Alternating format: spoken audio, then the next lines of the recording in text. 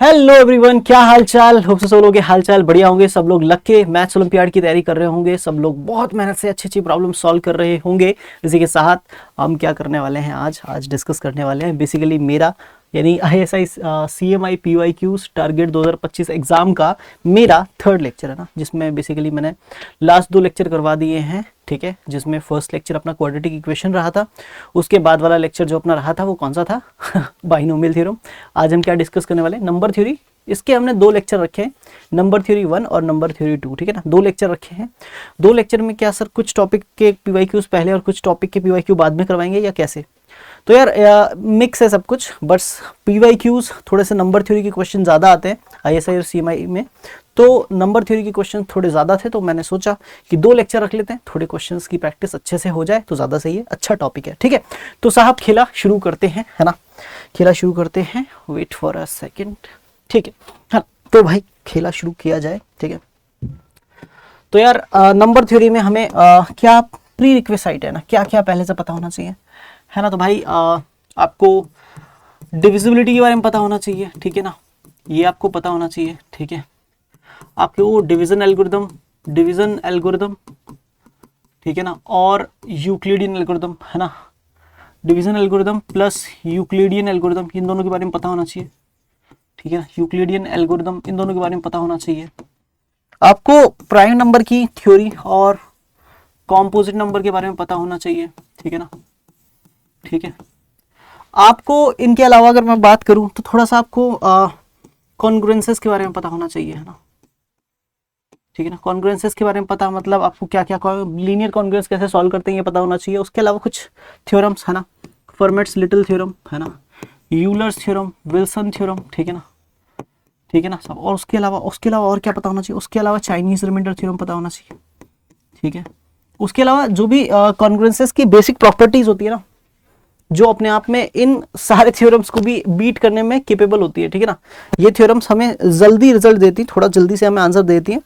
ठीक है ना, बट बेसिक हमें पता होना चाहिए कि ये थ्योरम्स आ कहां से रही है, कैसे प्रूव हो रही है। ठीक है, इसके अलावा आपको क्या पता होना चाहिए, इसके अलावा आपको डायोफेंटाइन इक्वेशन, है ना, डायोफेंटाइन इक्वेशन के बारे में पता होना चाहिए। ठीक है ना, डायोफेंटाइन इक्वेशंस को कैसे सॉल्व करते हैं इनके बारे में आपको अच्छे से पता होना चाहिए। उसके अलावा क्या इंपॉर्टेंट हो सकता है सर, उसके अलावा भाई GCD LCM से रिलेटेड प्रॉब्लम्स, है ना, GCD और LCM से रिलेटेड प्रॉब्लम्स आपको अच्छे से आनी चाहिए। उसके अलावा क्या पता होना चाहिए, number theoretic functions, number theoretic functions, ठीक है ना, ठीक है ना, नंबर थ्योरेटिक फंक्शंस, ये आपको पता होने चाहिए। ये सब चीजें आपको आएंगी भाई तो डेफिनेटली नंबर थ्योरी के क्वेश्चन आपके बनेंगे ही बनेंगे। ठीक है, चलो साहब इनमें अगर कोई एक आधा टॉपिक कम भी रह गया हो तो वो आप अपने एंड पे भी अपने स्तर पर भी देख सकते हैं। हम करते हैं PYQ शुरू। ठीक है, सबसे पहले क्वेश्चन लिया है मैंने ISI 2024 का ना। ISI 2024 के पेपर में क्वेश्चन देखने को मिला था। क्वेश्चन क्या कह रहे हैं, क्वेश्चन कह रहे हैं let P is lesser than Q, P जो है वो Q से छोटा है ना, यानी Q बड़ा है। ठीक है, बी अ प्राइम नंबर, है ना, be prime number such that कि P square plus Q square plus 7PQ, ठीक है ना, this is a perfect square. ये क्या है, एक परफेक्ट स्क्वायर है। Then the largest possible value of Q, है ना, Q की लार्जेस्ट पॉसिबल वैल्यू क्या हो सकती है, 7 हो सकती है या 11 हो सकती है या 23 हो सकती है, 29 हो सकती है, क्या हो सकती है ना, ये अपने को बताना है। ठीक है, चलिए साहब खेला शुरू करते हैं। तो क्या करें, सबसे पहला काम क्या करें सर, तो भाई देखो क्योंकि ये चीज जो है ये एक परफेक्ट स्क्वायर है, तो अपन मान लेते हैं कि P square plus Q square plus में PQ 7PQ sorry that is equal to कोई M स्क्वायर है ना, मान लेते हैं कि ये M स्क्वायर के बराबर है। ठीक है, M बिलोंग्स टू इंटीजर्स, ठीक है ना, कुछ भी हो सकता है, ये अपन ने मान लिया। ठीक है, क्योंकि ये परफेक्ट स्क्वायर था तो इसको परफेक्ट स्क्वायर के बराबर ही मैंने रख दिया। अब क्या करूं सर, अब क्या कर सकते हैं, अब भाई एक काम करते हैं छोटा सा ना, क्या काम करें, अब काम ये करते हैं इसको, इसमें से एक बड़े से बड़ा परफेक्ट स्क्वायर बनाते हैं। तो P square plus Q square plus में 2PQ को अलग किया, 5PQ को अलग किया, that is equal to M square था। ये तीनों terms will make P plus Q का होल स्क्वायर, उसको उठा के उधर फेंक दिया, तो M square minus P plus Q का whole square that is equal to 5PQ बच गया। फिर एक बच्चा बोलेगा सर मुझे A square plus B square की आइडेंटिटी पता है, तो मैं इसको फैक्टराइज करूंगा। मैंने कहा कर ले भाई, तो एक फैक्टर बन जाएगा M plus P plus Q और दूसरा वेक्टर बन जाएगा m माइनस, फिर ब्रैकेट में p प्लस क्यू, तो माइनस अंदर मल्टीप्लाई होगा तो m minus p minus q, that is equal to 5p q हो जाएगा। अब क्या करें, अब क्या कर सकते हैं, p और q प्राइम नंबर है, q बड़ा है, तो अभी हम थोड़ा सा ऑब्जर्वेशन करेंगे ना, ऑब्जर्वेशन क्या करेंगे, ऑब्जर्वेशन है ना। एक्चुअली p और q प्राइम नंबर है, यानी अल्टीमेटली नेचुरल नंबर है, तो ये दोनों का सम नेचुरल नंबर, और ये अगर नेचुरल नंबर है पूरी साइड में p और q, तो p square plus q square plus 7pq भी एक नेचुरल नंबर होगा, तो m भी नेचुरल नंबर होगा, हाँ। तो आपने m को माना भी इंटीजर ही है ना, तो ये पूरा एक क्वांटिटी जो बन रहा है, फर्स्ट ब्रैकेट जो है ये अपने आप में एक इंटीजर है, ठीक है ना। और इंटीजर में भी खासकर पॉजिटिव इंटीजर है ना, नेगेटिव नहीं हो सकता। और ये क्वांटिटी, इस क्वांटिटी के बारे में कुछ कह नहीं सकते, लेकिन अगर ये नेगेटिव हुई और नेगेटिव और पॉजिटिव का प्रोडक्ट तो नेगेटिव आएगा, तो फिर 5pq को नेगेटिव होना पड़ेगा, तो 5 तो नेगेटिव होगा नहीं, तो p और q में से किसी एक को नेगेटिव होना पड़ेगा, जो कि पॉसिबल नहीं है। इसका मतलब ये क्वांटिटी भी क्या है, पॉजिटिव इंटीजर है। अब दो पॉजिटिव इंटीजर को मल्टीप्लाई करने पे 5 इंटू पी इंटू क्यू आ रहा है ना, दो पॉजिटिव इंटीजर को मल्टीप्लाई करने पे 5 इंटू पी इंटू क्यू आ रहा है। इसका मतलब इन दोनों में से कोई एक ब्रैकेट को 5pq में से कुछ फैक्टर मिल रहे होंगे और किसी दूसरे वाले को दूसरे फैक्टर। लेकिन बच्चे ने कहा सर p और q तो प्राइम नंबर्स हैं, यानी इनको आप फर्दर छोटे नंबर्स में तो ब्रेक कर ही नहीं सकते।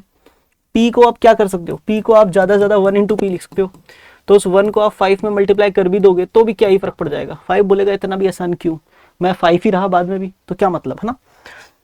तो इन शॉर्ट है ना, इसको ब्रेक तो नहीं करेंगे। तो अल्टीमेटली होगा क्या, इन दोनों ब्रैकेट्स को अगर मैं अलग अलग करके लिखूं है ना, अलग अलग करके लिखूं इन सेंस मैं ऐसा बोलूं कि m plus p plus q that is equal to कितना, और m minus p minus q that is equal to इतना। तो 5pq में से कुछ फैक्टर फर्स्ट वाले ब्रैकेट को और कुछ फैक्टर सेकंड वाले ब्रैकेट को अकॉर्डिंगली अपने को असाइन करने। इसके जितने पॉसिबल केसेस बनेंगे उतने ही केसेस इसको सॉल्व करके हम p और q की डिफरेंट डिफरेंट वैल्यूज निकाल सकते हैं। ये पैटर्न हो गया इसको सॉल्व करने का।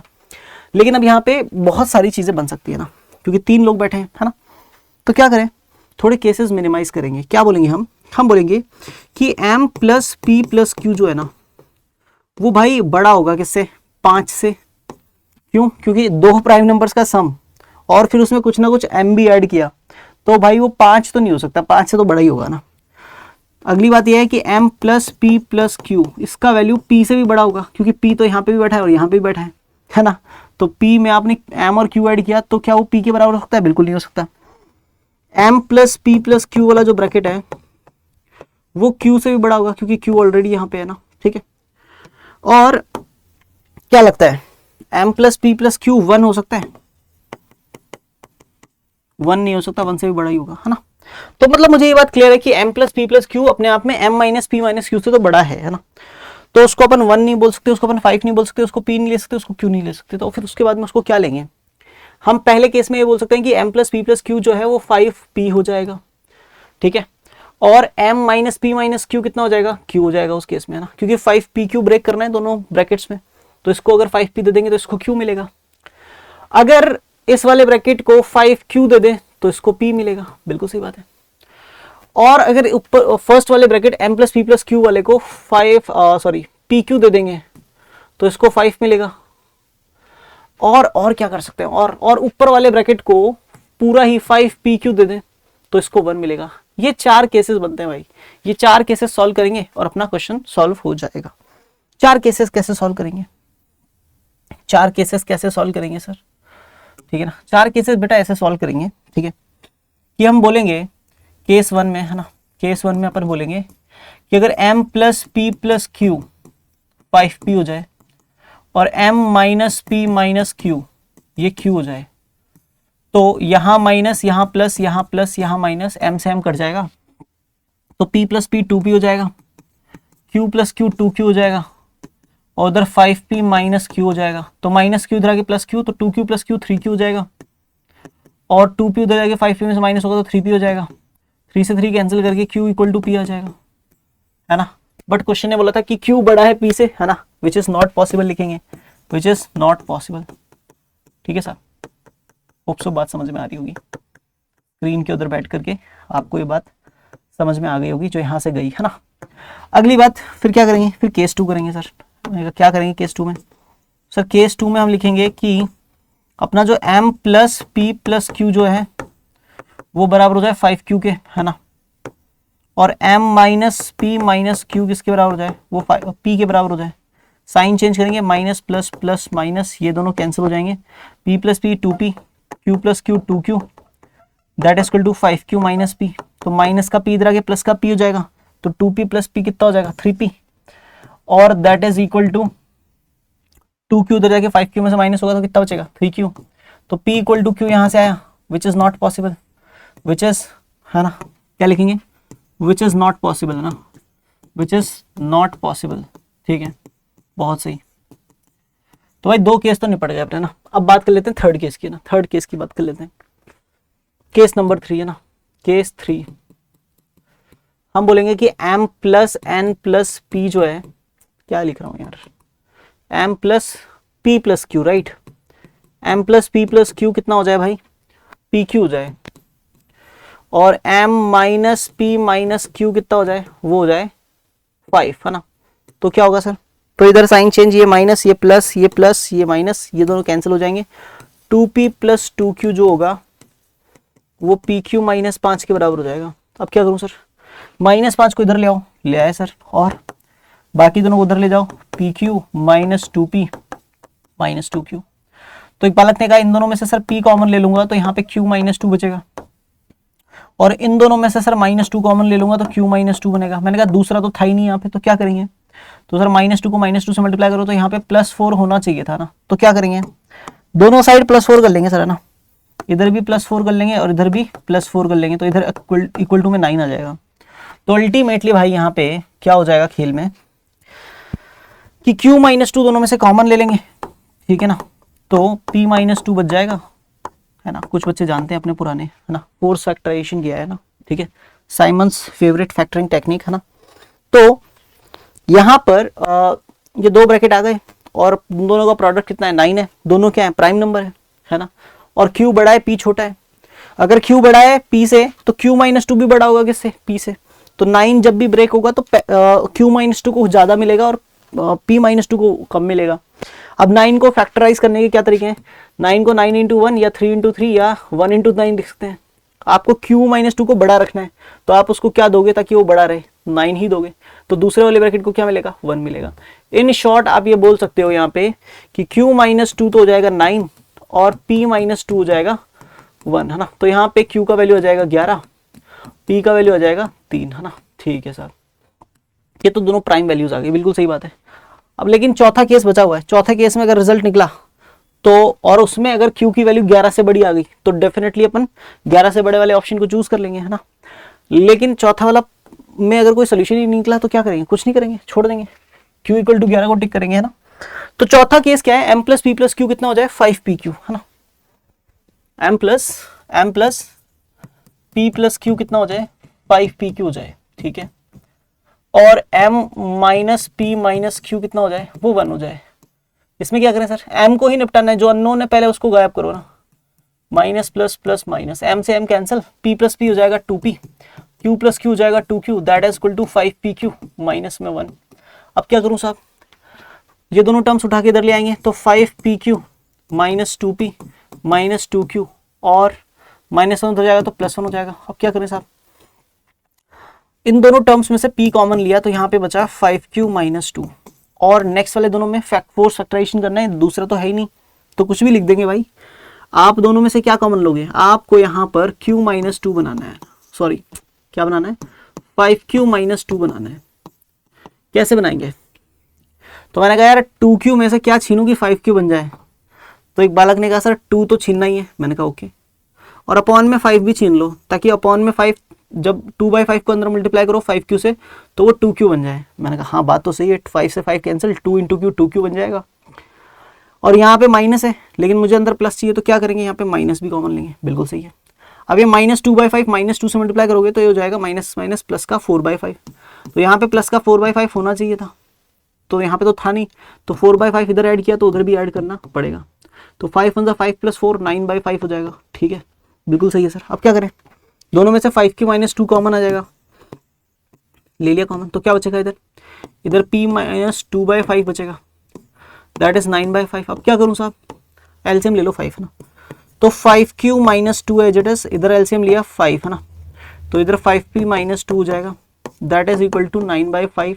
तो भाई 5 से 5 कैंसिल कर दिया ना, तो ultimately 5q minus two into 5p minus two that is equal to 9 हो जाएगा। अब क्या करें, अब क्या करें, अब आपको पता होना चाहिए कि अगर अगर अगर अगर ना बहुत सिंपल सी इनइक्वालिटी, q बड़ा है p से तो 5q भी बड़ा होगा किससे, 5p से, और 5q माइनस टू भी बड़ा होगा 5p माइनस टू से। यानी आप ये समझते हैं कि 9 जब ब्रेक होगा दो पार्ट्स में, तो 9 इंटू 1, 3 इंटू 3 और 1 इंटू 9, तीन पॉसिबिलिटीज हैं, हाँ। तो भाई तीनों में से आप 5q माइनस टू को बड़ा रखने वाले हैं, तो उसको 9 ही दे सकते हैं, बस एक ही चॉइस है। तो 5q माइनस टू को आपने 9 रखा, 5p माइनस टू को 1 रखा, ठीक है ना साहब। तो माइनस टू रह प्लस टू, तो 5q इक्वल टू 11 और q इक्वल टू 11/5। पर भाई हमारे यहाँ तो q तो प्राइम नंबर था, तो यहाँ पे q 11/5 आया, which is not prime, which is not prime, which is not prime, ठीक है ना। तो no solution from this case, ठीक है ना, no solution from this case. तो क्या बोलेंगे अपन साहब, क्या बोलेंगे सर, हम ये बोलेंगे भाई, सो हमें क्वेश्चन ने पूछा था largest possible value of q, जो कि कितनी आई भाई, 11 आई है ना। क्या बोलेंगे, तो लार्जेस्ट पॉसिबल वैल्यू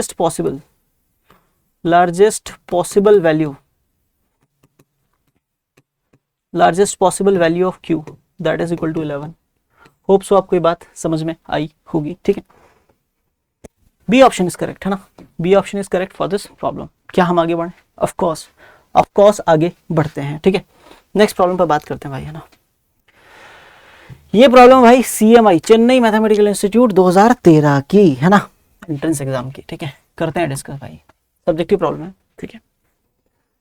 आप पुराने पेपर निकाल के ये भी देख सकते हैं कि ये प्रॉब्लम थी कितने मार्क्स की है ना, ठीक है। क्वेश्चन क्या है, क्वेश्चन है positive integer n has its first, third and fifth digits are equal, है ना। पहली, तीसरी और पांचवी डिजिट, है ना, एक 6 डिजिट का नंबर है ना, ठीक है ना।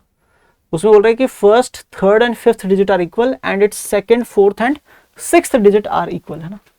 इन अदर वर्ड्स, अगर ध्यान से देखा जाए, when written in the usual decimal system it has the form xy xy xy, हाँ। कैसी फॉर्म है नेचुरल नंबर n की कैसी फॉर्म है साहब, n की फॉर्म है xy xy xy, ठीक है। बहुत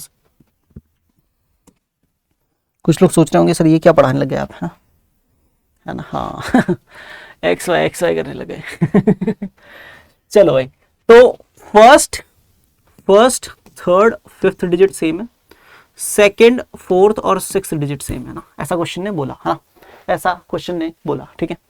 आवाज आ रही होगी आप लोगों को, ऑफ कोर्स आ रही होगी, हाँ। चलिए तो first, third and fifth digit same है, सेकंड, फोर्थ और सिक्स्थ डिजिट सेम है, where X and Y are digits, है ना, ठीक है ना। क्या बोल रहे हैं, एक्स और वाई जो है वो डिजिट्स हैं। ये दोनों किसमें से बिलोंग करते हैं साहब, है ना, ये दोनों बिलोंग करते हैं साहब 0 1 2 3 4 5 6 7 8 9 और x can not be equal to 0, x 0 नहीं हो सकता, ठीक है ना साहब, ठीक है, हो तो भी कोई मतलब नहीं है, इन रेफरेंस मैंने बताया आपको ना। चलिए अगली बात, है ना, अगली बात ये कह रहा है show that n can not be a perfect power, n जो है वो परफेक्ट पावर नहीं हो सकता, ठीक है ना।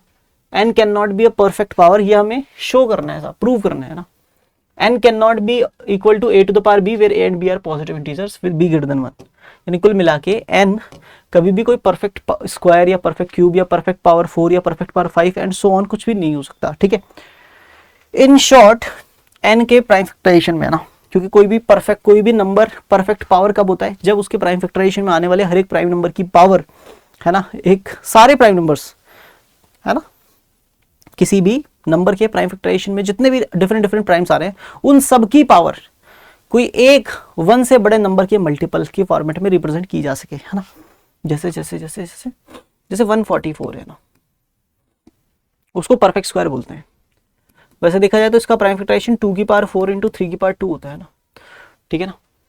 तो हम 2 की पावर 4 और 3 की पावर 2 में हर एक प्राइम नंबर की पावर को 4 का मल्टीपल तो नहीं लिख सकते, 3 का मल्टीपल तो नहीं लिख सकते, लेकिन 2 का मल्टीपल लिख सकते हैं, क्योंकि ये 2 स्क्वायर की पावर 2 है और ये 3 की पावर 2 है ना, ऐसा लिख सकते हैं। या फिर इन शॉर्ट इसको 2 स्क्वायर इंटू 3 की होल पावर 2 लिख सकते हैं, ठीक है ना।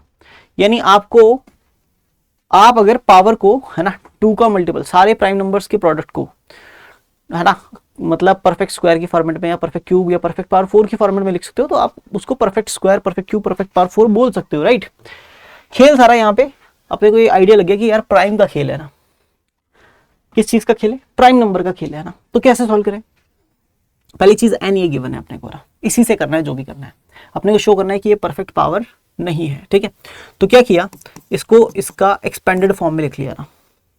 एक्सपेंडेड फॉर्म में लिखेंगे तो x जो है वो 10 टू द पावर 5 से मल्टीप्लाई होगा, y जो है वो 10 टू द पावर 4 से मल्टीप्लाई होगा, x जो है वो 10 क्यूब से, y जो है वो 10 स्क्वायर से, x जो है वो 10 की पावर 1 से, और प्लस में y जो है वो 10 टू द पावर 0 से मल्टीप्लाई होगा।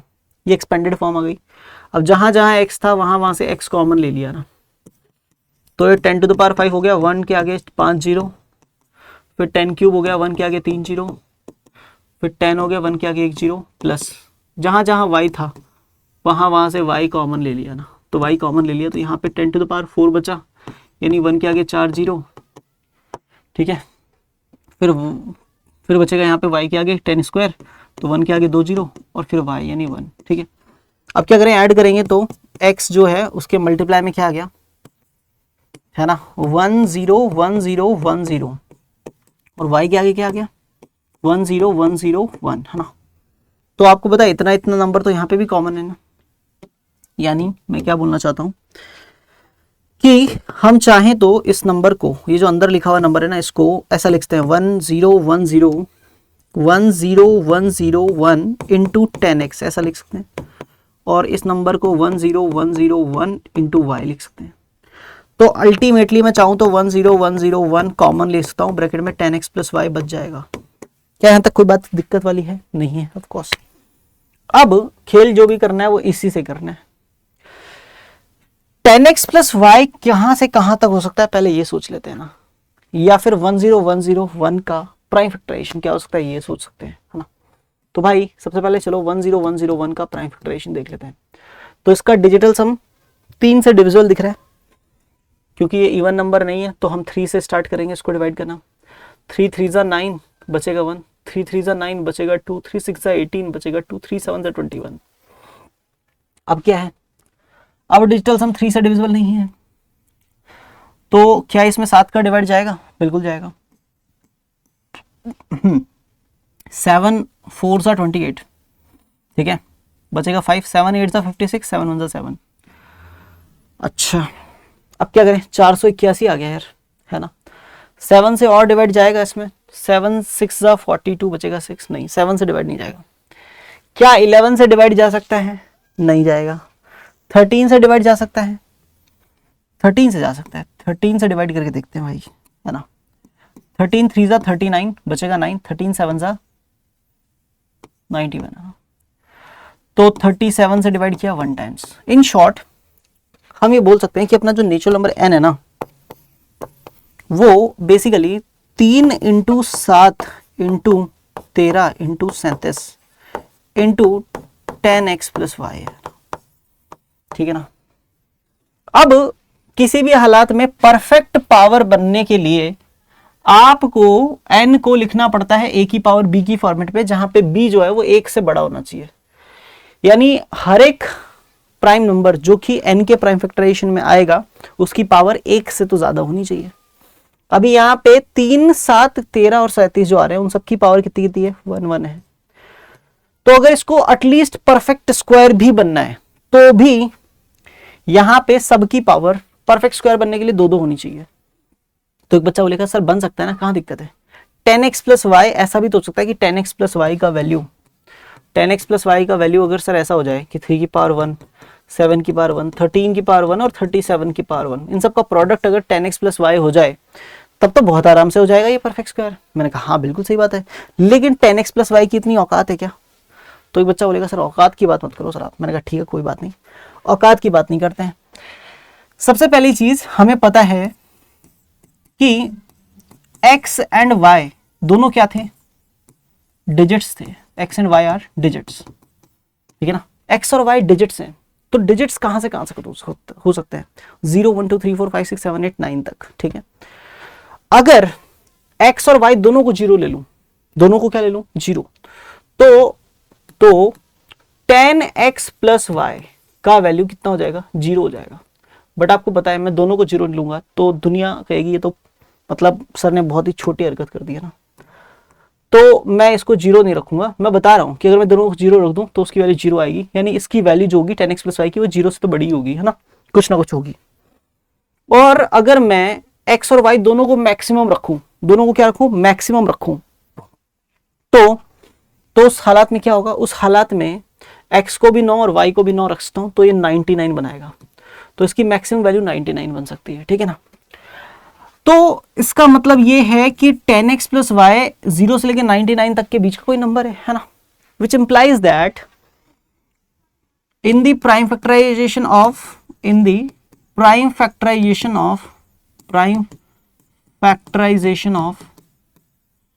ठीक है ना, in the prime factorization of 10x plus y we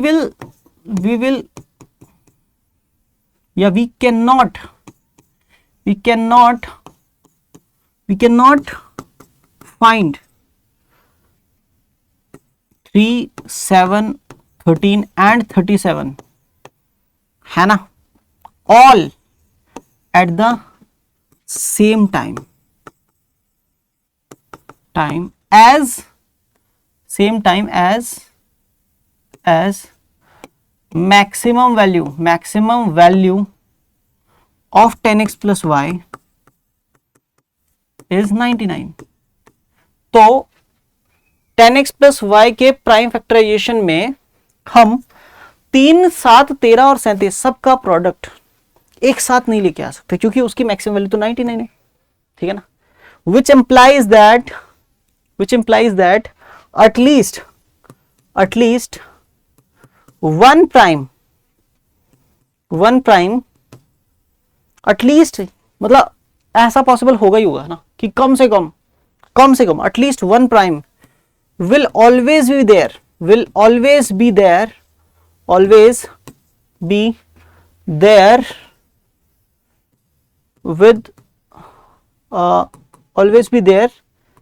in prime factorization of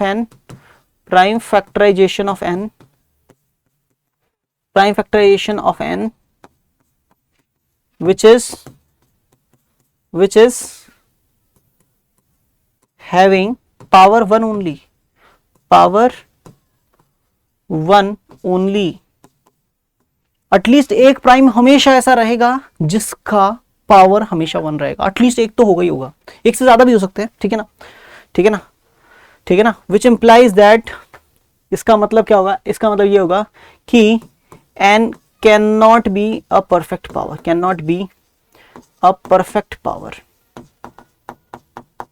n एक परफेक्ट पावर नहीं बन सकता, हैंस प्रूफ।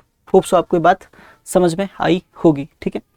चलिए बढ़ते हैं आगे, नेक्स्ट पॉइंट पे बढ़ते हैं, ठीक है। नेक्स्ट क्वेश्चन पे बात करते हैं भाई, ये क्वेश्चन होप सो CMI 2013 का आपको समझ में आया होगा। अब बात करते हैं ISI 2024 का एक और सवाल है ना। तो ISI के पेपर में नंबर थ्योरी के कितने क्वेश्चन आते हैं यार। UGA की बात करूँ ना तो जिस पेपर में अच्छे क्वेश्चन मिलते हैं ना उसमें 2-3 सवाल तो नंबर थ्योरी के मिल ही जाते हैं बहुत आसानी से। तो नंबर थ्योरी इसका इंपॉर्टेंट पार्ट है, बिल्कुल इंपॉर्टेंट पार्ट है। चलिए बात करते हैं सब, द सेट ऑफ, है ना, इस क्वेश्चन पे बात करते हैं, the set of all real number x, ठीक है ना साहब, फॉर विच 3 की पावर 2 की power 1 minus x square is an integer has set of real number x, मतलब x की जो भी रियल वैल्यूज पॉसिबल है उन पॉसिबल वैल्यूज को अगर मैं एक सेट में रखूं तो उस सेट में, ठीक है ना, जिसके लिए ये क्वांटिटी एक इंटीजर हो, हैज 3 एलिमेंट्स, 15 एलिमेंट, 24 एलिमेंट और इनफाइनेटली मेनी एलिमेंट्स। हमें पता करना है कि कितने एलिमेंट्स होंगे उस सेट में ना। तो क्या करें भाई, एक छोटा सा काम करेंगे, एक छोटा सा काम कर लेते हैं ना। क्या काम करें सर? यार इस सेट में कितने एलिमेंट होंगे अगर ये पता करना है तो एक काम कर सकते हैं, जैसे मैं यहाँ पे बोल देता हूँ 3 की पावर 2 की पावर 1 माइनस एक्स स्क्वायर, ये जो क्वांटिटी है ठीक है ना, इस क्वांटिटी में आपको पहली चीज तो ये पता होनी चाहिए कि इस क्वांटिटी की मिनिमम वैल्यू क्या हो सकती है और मैक्सिमम वैल्यू क्या हो सकती है ना। अब ये कैसे पता चलेगा? ये पता ऐसे चलेगा कि आप ऐसा सोचो कि 1 माइनस एक्स स्क्वायर की मिनिमम वैल्यू क्या होगी और मैक्सिमम वैल्यू क्या होगी। तो एक बच्चा बोलेगा कि सर अगर मैं x की वैल्यू 0 डाल दूं तो 1 माइनस 0 1, ये मैक्सिमम वैल्यू हो जाएगी। और मैं उसके अलावा कुछ वैल्यू डाले तो उसके अलावा सर कोई भी वैल्यू डालूंगा ना मैं x की, तो वो वैल्यू का स्क्वायर होके वो 1 में से माइनस होगा तो रिजल्ट नेगेटिव आएगा, जो कि 1 से हमेशा छोटा आएगा। तो इस एक्सप्रेशन की मैक्सिमम वैल्यू कहां मिलेगी? x इक्वल टू 0 पे। और मैंने कहा मिनिमम क्या होगी? मिनिमम तो सर आप जितना बड़ा x डालेंगे वो उतनी ही बड़ी नेगेटिव वैल्यू माइनस का एक्स स्क्वायर बनेगा, और फिर वो 1 में से माइनस होकर और नेगेटिव, मतलब नेगेटिव आंसर आ जाएगा। क्लियर? तो मैंने कहा यार गिरे से गिरा क्या हो सकता है? तो उसने बोला सर अगर आप इन्फिनिटी डालो x की जगह पे तो इन्फिनिटी का स्क्वायर इन्फिनिटी, 1 में से इन्फिनिटी माइनस करोगे पता नहीं क्या क्या क्या क्या है सर। तो सर आप इक्वल टू साइन हटा के ये बोल सकते हो कि 1 माइनस एक्स स्क्वायर का जो वैल्यू होगा ना वो माइनस इन्फिनिटी के पहले थोड़ा सा कुछ हो सकता है गिरे हाल में ना। यानी कुल मिला के 1 minus x square minus infinity से 1 के बीच में और 1 तक हो सकता है। ठीक है, अगर ऐसा है तो मैंने अगला सवाल किया कि 2 की पावर 1 माइनस एक्स स्क्वायर के बारे में क्या ख्याल है? तो एक बालक ने कहा कि सर मैक्सिमम वैल्यू की बात करते हैं। 1 माइनस एक्स स्क्वायर की वैल्यू अगर 1 हो जाए तो इसकी वैल्यू 2 की पावर 1 हो जाएगी, और अगर इसकी वैल्यू 1 माइनस एक्स स्क्वायर की माइनस इन्फिनिटी हो जाए या माइनस इन्फिनिटी की तरफ जाती हुई हो जाए, है ना, तो वैल्यू क्या होगा? तो 2 की पावर 1 माइनस एक्स स्क्वायर या e की पावर x का ग्राफ हमने पढ़ा है ना, इन्फिनिटी की तरफ माइनस इन्फिनिटी की तरफ ग्राफ जाएगा तो कैसा वैल्यू बनेगा? तो एक बच्चे ने कहा कि सर इसका जो वैल्यू होगा वो कहीं ना कहीं 0 से तो बड़ा कुछ ना कुछ होगा, क्योंकि आप बेसिकली 2 की पावर कुछ नेगेटिव नंबर डाल रहे होगे। जैसे आप 1 माइनस एक्स स्क्वायर की वैल्यू बहुत छोटी डालोगे, मतलब आप नेगेटिव नंबर डालोगे 1 माइनस एक्स स्क्वायर की वैल्यू, और नेगेटिव वैल्यू 2 की पावर में जाएगी तो वो 1/2 की पावर दैट पॉजिटिव पावर हो जाएगी ना, जो कि 0 और 1 के बीच की कोई छोटी वैल्यू होगी। यानी मैं ये बोल सकता हूँ कि ये क्वांटिटी जो है वो 0 से बड़ी और 2 से छोटी होगी, और छोटी या बराबर बोल सकते हैं। अब अगर ऐसा है तो 3 की पावर 2 की पावर 1 माइनस एक्स स्क्वायर के बारे में क्या ख्याल है? तो एक बच्चा बोलेगा कि सर इसके पर हम ये बोल सकते हैं कि ये 3 के पावर में लगा दिया आपने तो यहाँ पे भी 3 की पावर में चला जाएगा। 3 की पावर 0 कितना हो जाएगा? 1, पर ये तो उससे बड़ा था, यानी ये क्वांटिटी 0 से तो बड़ी होगी, तो ये क्वांटिटी भी 3 की पावर 0 से बड़ी होगी, यानी 1 से बड़ी होगी। और छोटी किससे होगी? छोटी और बराबर होगी। यहाँ पे 2 की पावर 1 यानी 2 आया था, 3 की पावर 2 कर देंगे तो कितना आएगा? 9 आएगा। बिल्कुल सही बात है। तो सर तो ग्राफ से सॉल्व हो गया? हाँ, ग्राफ से हो गया। ठीक है, ग्राफ से भी कर सकते हो आप और नॉर्मल इनइक्वालिटी लगा के भी कर सकते हो। ठीक है, अब क्या करें? अब हमें ये बात पता चल गई विच इंप्लाइज दैट 3 की पावर 2 की पावर 1 माइनस एक्स स्क्वायर जो है ना, उसकी जो रेंज है ना, रेंज जो है, रेंज वो आ गई, रेंज क्या आ गई भाई? रेंज आ गई 1 से लेकर के 9 तक, है ना। ये फंक्शन का क्वेश्चन आ गया भाई, कोई बात नहीं, माफ कर देना। ठीक है, चलो, मुझे लगा नंबर थ्योरी का होगा। सॉल्व नहीं किया था। तो रेंज जो है 1 से 9 तक आ गया। अब क्या करें? अब एक काम कर लेते हैं भाई, है ना, छोटा सा, कि हाँ मैंने मतलब इंटीजर देख लिया ना कि इंटीजर में सॉल्व करना है इक्वेशन को, तो बेस्ट है, डायोफेंटाइन इक्वेशन ही होगा। तो रेंज भाई इसका ये आ गया ना। अब मुझे ये बात पता है कि ये क्वांटिटी क्या होनी चाहिए? एक इंटीजर होनी चाहिए। ये क्वांटिटी क्या होनी चाहिए? इंटीजर होनी चाहिए। अब भाई अगर ये क्वांटिटी एक इंटीजर हो, उसके लिए क्या जरूरी होगा?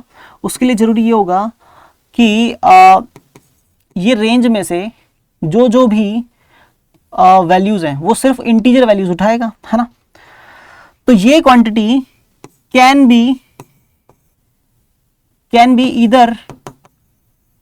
बी या तो क्या क्या हो सकती है क्वांटिटी? देखो 1 तो हो नहीं सकती, 1 के बाद में इंटीजर क्या आएगा? 2 हो सकता है, 3 हो सकता है, 4 हो सकता है, 5 हो सकता है, 6 हो सकता है, 7 हो सकता है, 8 हो सकता है और 9 हो सकता है ना।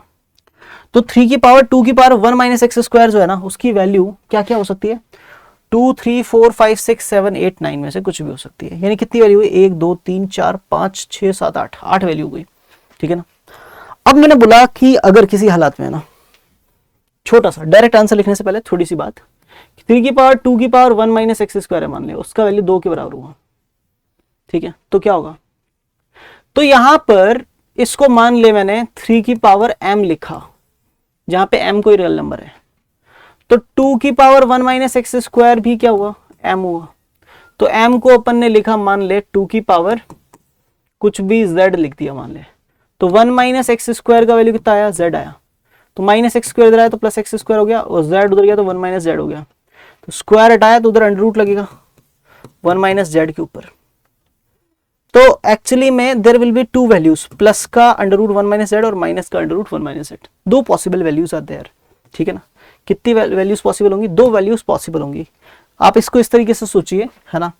जैसे मान लो मुझे 9 बनाना है, यानी 3 की पावर 2 की पावर 1 माइनस एक्स स्क्वायर को क्या बनाना है, 9 बनाना है। तो x की क्या क्या वैल्यू मैं रख सकता हूं, तो भाई तुम यहां पर x की वैल्यू 0 रख सकते हो। 0 रखोगे तो 1 माइनस 0 क्या हो जाएगा, 1। तो 2 की पावर 1 कितना हो जाएगा, 2, और 3 की पावर 2 कितना हो जाएगा, 9 हो जाएगा। ठीक है, 9 बनाने के लिए सर हमें कितनी वैल्यू चाहिए, कितनी वैल्यू चाहिए भाई, हमें 9 बनाने के लिए एक वैल्यू चाहिए, x इक्वल टू 0। ठीक है, अब अगर मैं बोलूं भाई कि मुझे इसकी वैल्यू 3 बनानी है, ठीक है ना, 3 के बराबर बनानी है, तो इसके लिए कितनी वैल्यूज पॉसिबल है, सोचो। तो भाई सोचा कि यार अगर मैं x की जगह पे प्लस का 1 डालूंगा तो क्या हो जाएगा, 3 की पावर 2 की पावर 1 माइनस प्लस का 1 डालूंगा तो 1 का स्क्वायर 1, 1 माइनस 1 0, है ना। तो यहाँ पे हो जाएगा 3 की पावर 2 की पावर 0, जो कि कितना हो जाएगा, 3 की पावर 2 की पावर 0 मतलब 1, यानी 3 आ जाएगा। मैंने कहा ओके। फिर एक बालक ने बोला अगर मैं -1 डालूं तो क्या होगा सर, मैंने कहा -1 डालेगा तो -1 का स्क्वायर भी +1 ही आएगा, और 1 माइनस 1 0 देगा, 3 2 की पावर 0 1 होगा, 3 की पावर 1 3 हो जाएगा। क्लियर, यानी 9 के अलावा 2 लाने के लिए या 3 लाने के लिए या 4 5 6 7 8 लाने के लिए हमारे पास x की दो वैल्यूज होंगी। अगर x इक्वल टू जेड रखने पे 2 बन रहा है तो x equal to minus Z रखने पे भी 2 ही बनेगा। क्लियर, तो for x equal to 0, x equal to 0 के अलावा, है ना, टोटल कितनी और x की रियल वैल्यूज होंगी जिनके लिए इस क्वांटिटी का वैल्यू इंटीजर हो जाए। एक्चुअली में देयर आर 8 वैल्यूज, है ना, उनमें से सिर्फ ये वैल्यू है, ये कहां पे मिलेगी, at x equal to 0, at x equal to 0, है ना। इसके लिए वन केस है, एक केस ओनली, है ना, ठीक है ना। बट बाकी के जितने भी है उन सबके लिए दो दो वैल्यूज पॉसिबल होंगी। कितनी कितनी वैल्यूज पॉसिबल होंगी, दो दो वैल्यूज, है ना। तो ultimately number of elements, number of real values of x, real values of x for which 3 की पावर 2 की power 1 minus x square is an integer. कितनी वैल्यूज हो जाएंगी भाई, वैल्यूज हो जाएंगी 8 में से 7 वैल्यूज ऐसी हैं या 7 इंटीजर ऐसे हैं जिन पे x की दो दो वैल्यूज मिलेंगी, और ये जो एक वैल्यू बची 9, इस पे कितनी वैल्यू मिली x की, एक ही वैल्यू मिली विच इज 0, है ना। तो 7 टू द 14 प्लस 1 कितने एलिमेंट हो जाएंगे भाई, 15 एलिमेंट हो जाएंगे, 15 एलिमेंट्स हो जाएंगे साहब। ठीक है, होप सो आपको क्वेश्चन समझ में आया होगा, बी ऑप्शन। ठीक है, चलिए बढ़ते हैं आगे नेक्स्ट पॉइंट पे। नेक्स्ट क्वेश्चन क्या कहता है साहब, ये वाला, ये है ISI 2023 का ना, ये नंबर थ्योरी, डोंट वरी। ठीक है, ISI 2023, है ना। क्वेश्चन क्या कह रहा है, suppose x and y are positive integers, x और y क्या है, पॉजिटिव इंटीजर्स है साहब। ठीक है, if 4x plus 3y and 2x plus 4y are divided by 7 then the respective remainders are 2 and 5, है ना। तो चलो इसको कॉन्ग्रुएंस में कन्वर्ट कर लेते हैं, है ना। कॉन्ग्रुएंस में कन्वर्ट करने का मतलब क्या है, जैसे मान लो कोई एक नेचुरल नंबर है n, उसने 5 से डिवाइड किया और रिमाइंडर 3 आ गया, है ना। तो मैं बोल देता था कि n is congruent to 3 mod 5, ठीक है ना साहब। 5 से डिवाइड करने पे अगर रिमाइंडर 3 आ रहा है n में, तो n और 3 कॉन्ग्रुएंट होंगे ईच अदर मॉड्यूलो 5 के रेस्पेक्ट में। ठीक है, ऐसे अपन बोल देते थे। तो क्या करेंगे भाई, तो हम लिखेंगे यहाँ पे कि 4x प्लस 3y जो है उसमें जिस दिन आपने डिवाइड किया ना साहब 7 से, है ना, यानी मॉड्यूलो 7 से, उस दिन उसने रिमाइंडर का सहारा लिया किसका, 2 का, है ना। तो that is congruent to 2 mod 7, है ना। और 2x प्लस 4y जो है दैट इज कॉन्ग्रुएंट टू क्या हो जाएगा, 5 mod 7।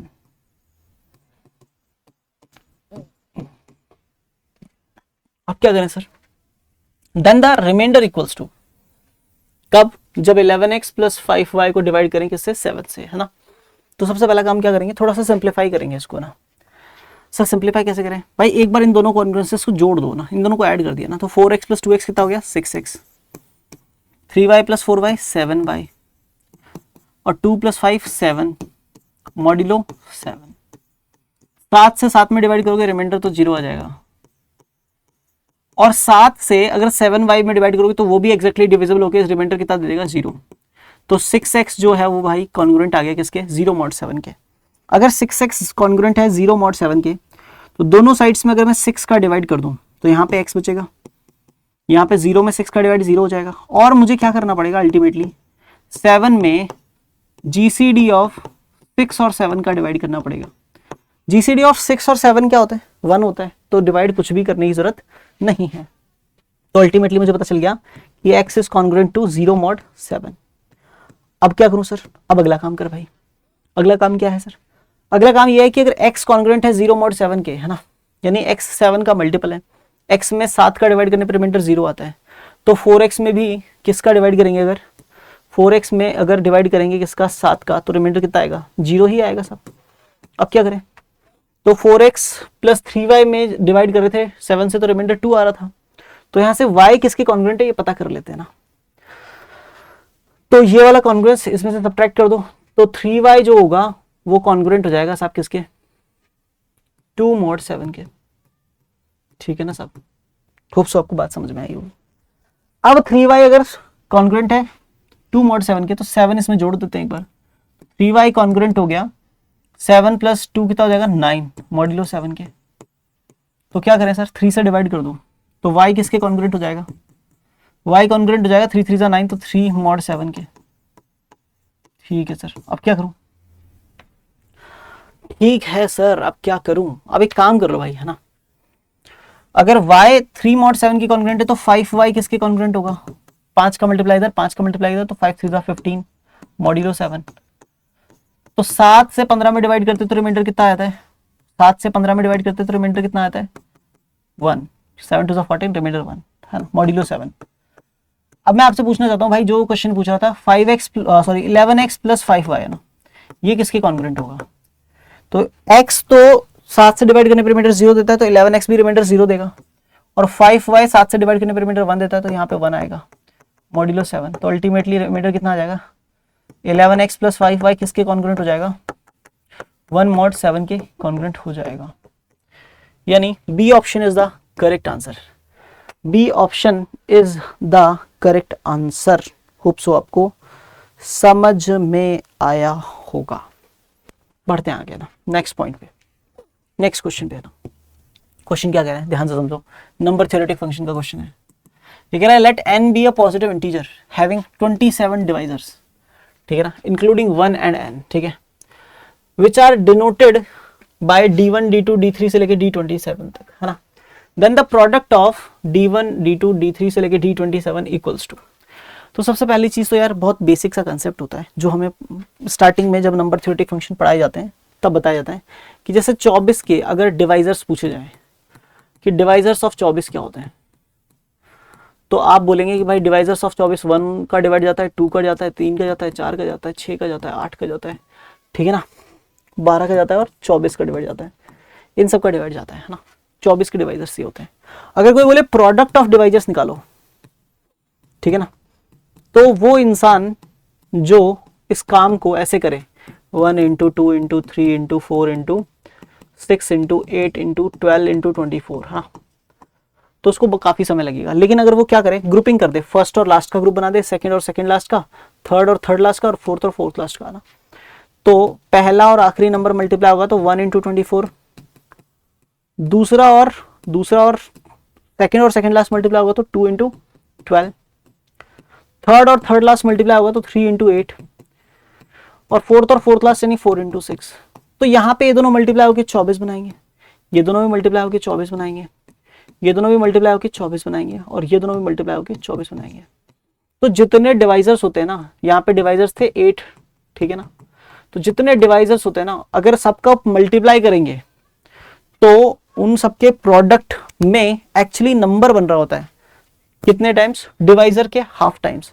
अगर 8 डिवाइजर हैं तो 4 बार 24 बन रहा है, ठीक है। अभी हमारे पास में D1 D2 D3 से लेके D27 तक टोटल 27 डिवाइजर्स हैं।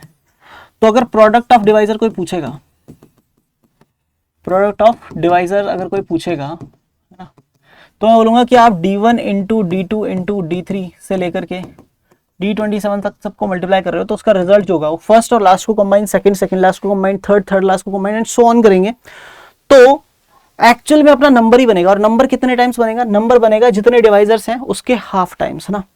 तो एक्चुअली में डिवाइजर का प्रोडक्ट जो होगा वो टोटल नंबर ऑफ डिवाइजर्स जो 27 थे उसके अपॉन में 2, उसको अगर n के पावर में रख देंगे तो उसके बराबर क्या होगा? प्रोडक्ट ऑफ डिवाइजर्स, है ना।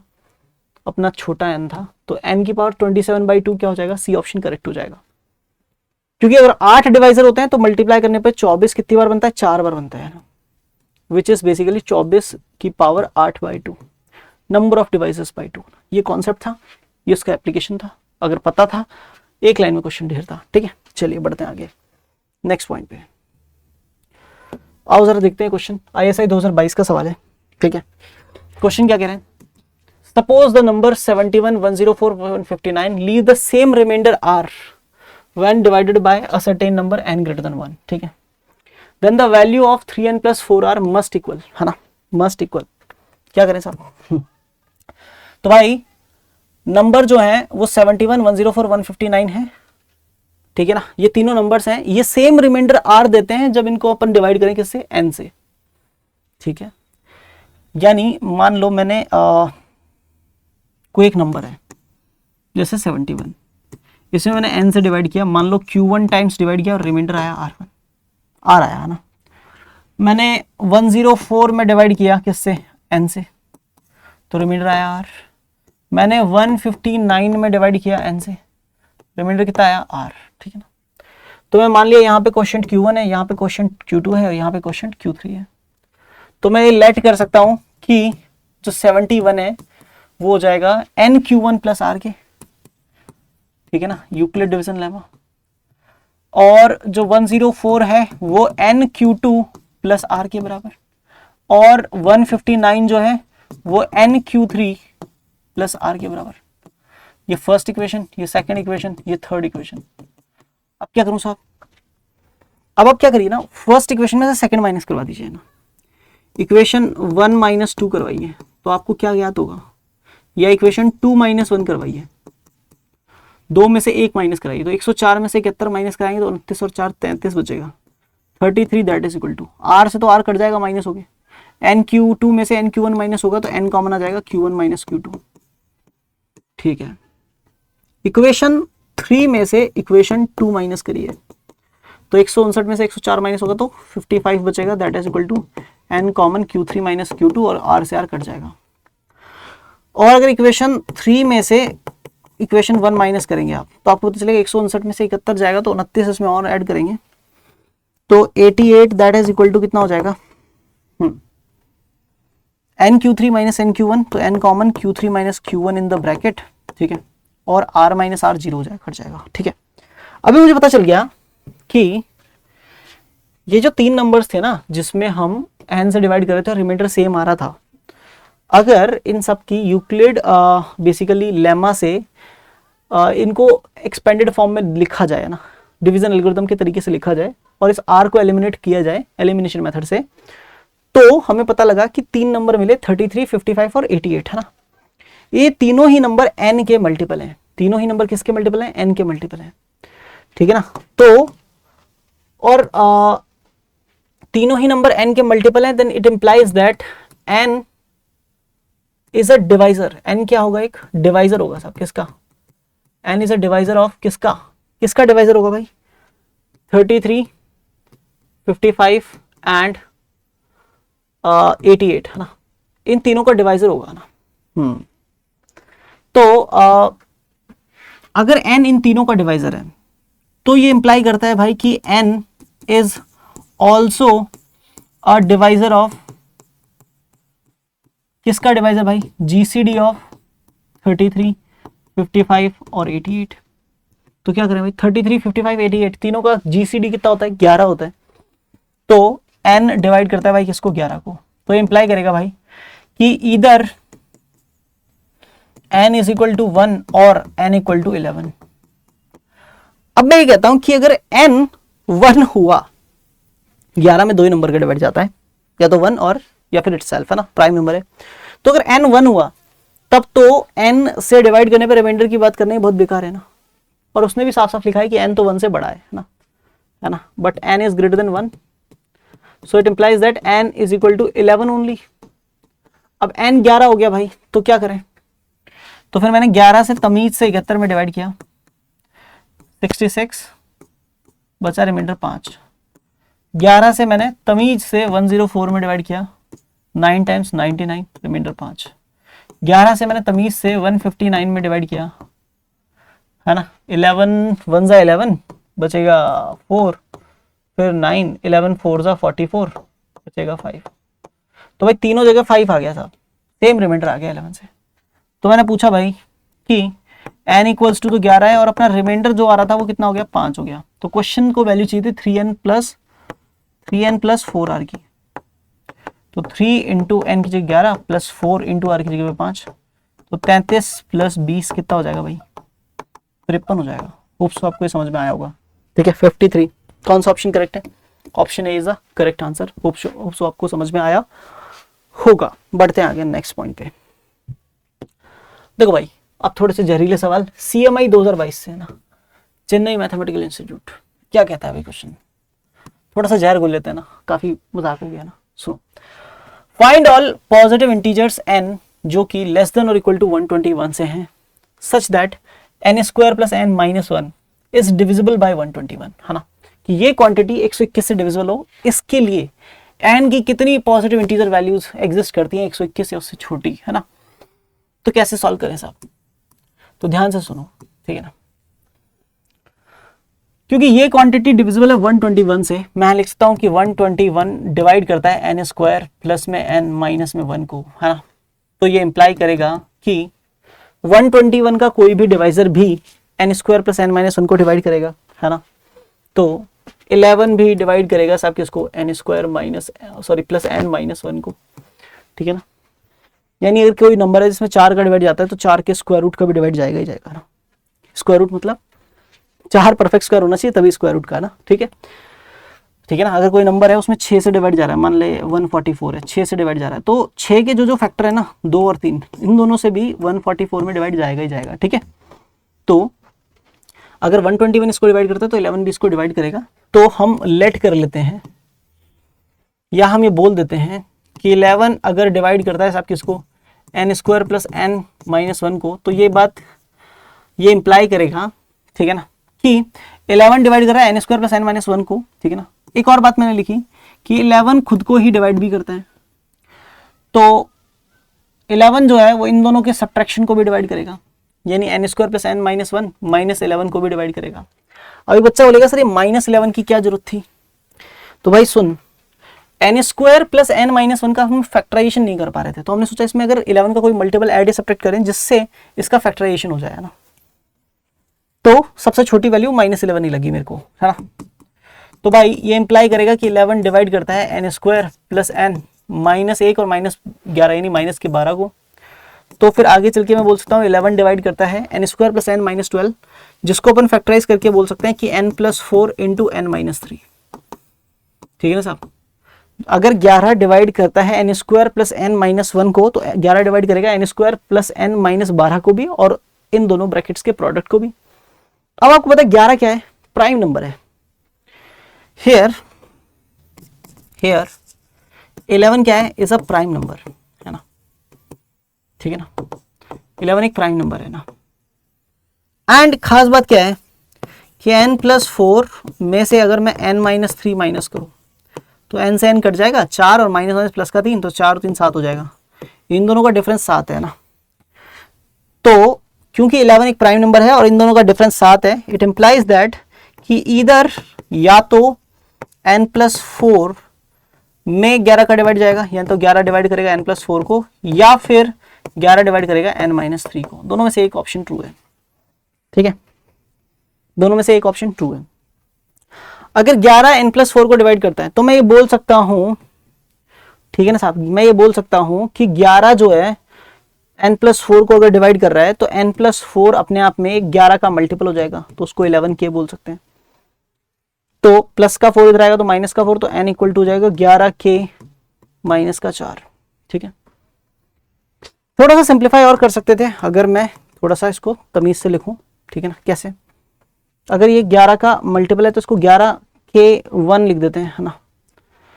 फिर प्लस का 4 उधर जाएगा तो माइनस का 4, तो n that is equal to 11k1, है ना। तो 11k1 में मैंने क्या किया, 11k प्लस 11 अलग कर दिया, है ना। 11 की कोई भी मल्टीपल से 11 अलग करोगे कोई फर्क पड़ेगा? बिल्कुल नहीं पड़ेगा।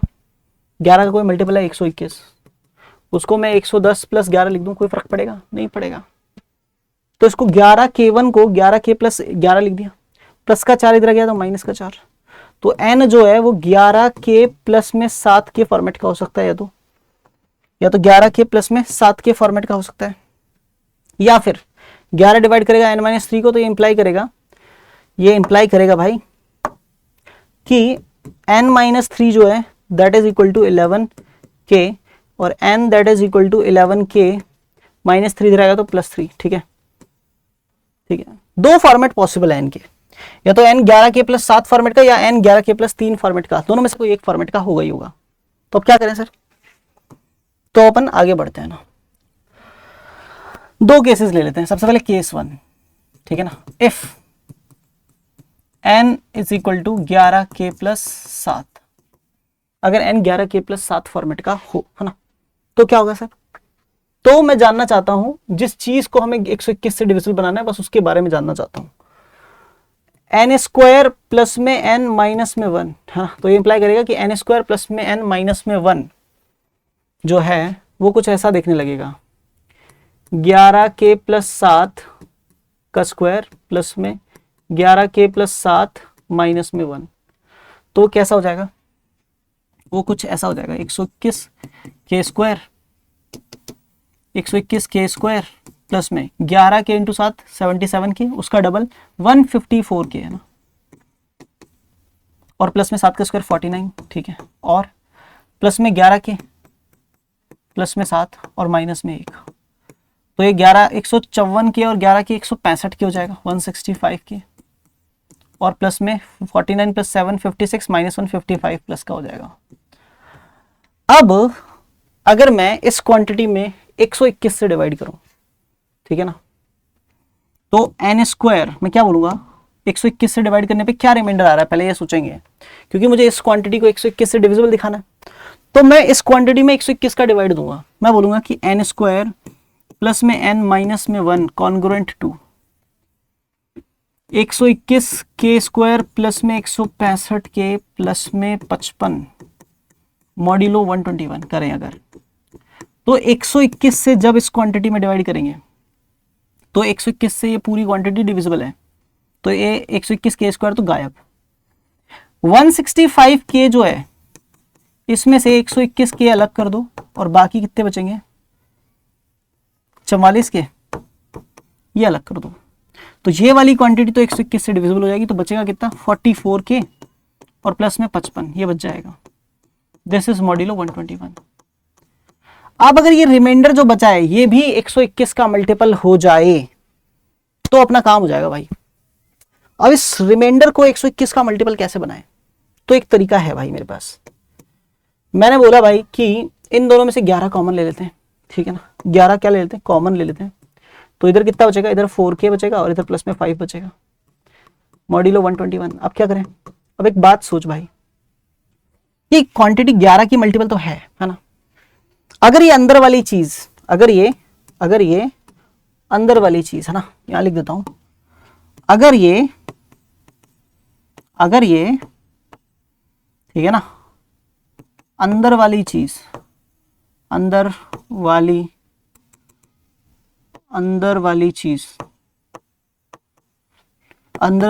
टर्म 11 की मल्टीपल हो जाए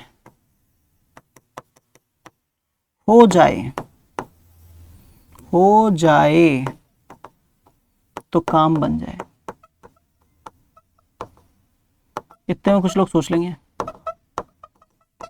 क्या सोच लेंगे, वो बोलेंगे कि सर 4k प्लस 5 है, 4k plus 5 k equals to 1 पे, k इक्वल्स टू 1 पे ये चीज बनेगी कितनी, k इक्वल टू अगर 1 डालें है ना तो 4 एकम 4 प्लस 5 9 बनेगा, 2 डालें तो 4 दूनी 8 प्लस 5 13, 3 डालें तो 4 तिये 12 और 5 17, 4 डालें तो 4 चौक 16 5 21, 5 डालें तो 4 पंजे 20 और 5 25, 6 डालें तो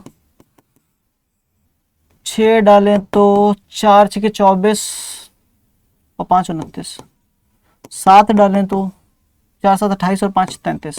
सर 7 डालने पे 33 आ रहा है, ये काम बन रहा है ना। तो हमें लिखेंगे,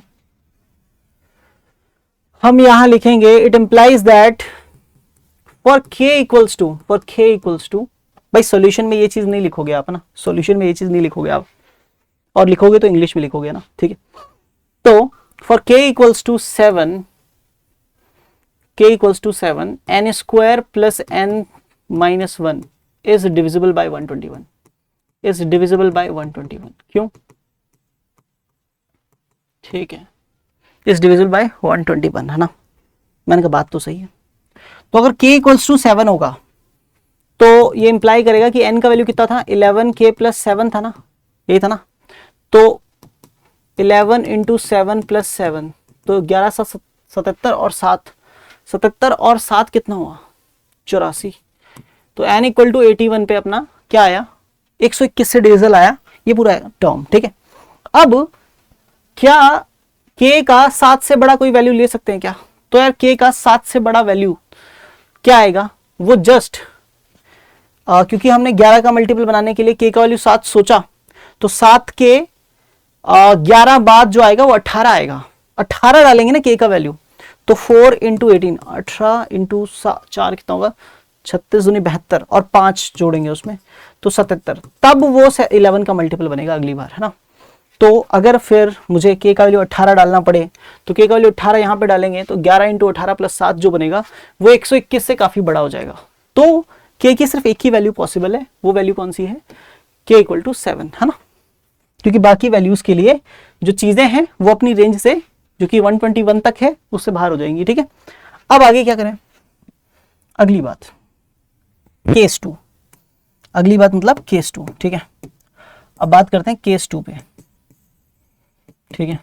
केस 2 क्या है, इफ n इक्वल्स टू कितना हो जाए भाई 11k प्लस 3 हो जाए, ठीक है। तो n square plus n minus 1 जो है वो कॉन्करेंट टू, डायरेक्टली मॉड 121 लेके चल रहा हूं भाई, है ना। तो 11k प्लस 3 डालोगे ना यहाँ पे n की जगह पे डालोगे तो n का स्क्वायर करोगे तो 11k प्लस 3 का होल स्क्वायर बनेगा, ठीक है ना, जो कि 121k स्क्वायर प्लस में 66k प्लस में 9 बनेगा, प्लस में n की जगह पे 11k प्लस 3 रखेंगे आप, ठीक है ना, और माइनस में 1 रखेंगे, ठीक है। अब क्या करें, 121k स्क्वायर तो गायब हो जाएगा साहब, 121k स्क्वायर तो क्या हो जाएगा गायब, क्योंकि 121 से डिवाइड कर दिया। 66k और 11k मिला के 77k हो जाएगा, और 9 और 3 12 में से एक जाएगा तो 11 बचेगा प्लस में, ये कंडीशन बचेगी। अब क्या करें, अब मुझे पता है कि अगले स्टेप में क्या कर रही है, अगले स्टेप में हम n square plus n minus 1 is congruent to, इन दोनों में से 11 कॉमन लेंगे तो 7k प्लस 1 बचेगा मॉड्यूलो 121। अब मैं चाहता हूं कि ये अंदर वाली टर्म जो है ना should be a multiple of 11। इसके लिए क्या करना पड़ेगा, 7k प्लस 1 को 11 का मल्टीपल होना पड़ेगा, k की वैल्यू 1 डालो, 7 एकम 7 प्लस 1 8 नहीं है, 2 डालेंगे 14 प्लस 1 15 नहीं, 3 डालेंगे 21 प्लस 1 22, हाँ ये है 11 का मल्टीपल, है ना। सो k इक्वल टू 3 वर्क्स, ठीक है, k इक्वल टू 3 यहाँ पे काम करेगा अपना ना, और भाई k इक्वल टू 3 वर्क करेगा तो हम ये बोलेंगे n का वैल्यू कितना हो जाएगा 11 इंटू k की जगह 3 प्लस 3 तो हो जाएगा 33 प्लस 3 36 हो जाएगा, तो n का वैल्यू 36 में काम करेगा। अब मैं सोचूंगा कि k का कौन सा अगला वैल्यू होगा जो इसमें फिर से 11 का मल्टीपल बनाएगा, तो इस k इक्वल टू 3 के 11 बाद, तो 3 में 11 ऐड करो कितना होगा 14 डालो, 7 इंटू 14 कितना होता है 98 प्लस 1 99, तब 11 का मल्टीप्लाई आएगा k इक्वल टू 14 पर। और k इक्वल टू 14 अगर डालें अगर अपन यहाँ पे इस 3 की जगह, तो भाई जो भी नंबर बनेगा वो 121 से बड़ा हो जाएगा। सो k इक्वल टू 3 वर्क करता है, और इस केस में भी केवल k इक्वल टू 3 यानी k की एक ही वैल्यू है जिसके लिए ऐसा पॉसिबल है। तो अल्टीमेटली वो बोल रहा था find all positive integers, right. So only n equal to 36 and n equal to 84 है ना, are the values of n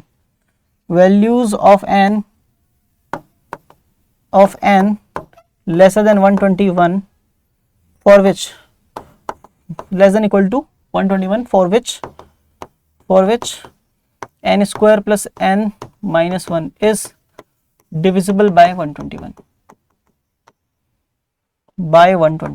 hope so आपको समझ में आया होगा ये सवाल।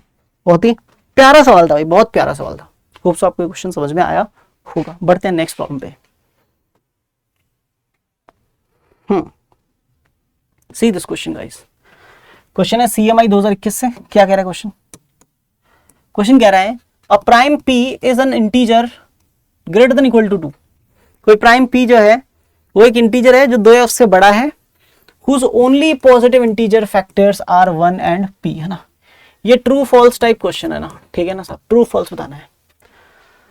तो पहले तो इसने प्राइम को डिफाइन कर दिया कि प्राइम क्या होता है। प्राइम नंबर एक ऐसा नंबर है पॉजिटिव, ऐसा एक पॉजिटिव इंटीजर है 2 या उससे बड़ा, सच दैट जिसके केवल 2 फैक्टर हैं 1 और इटसेल्फ, है ना, बस।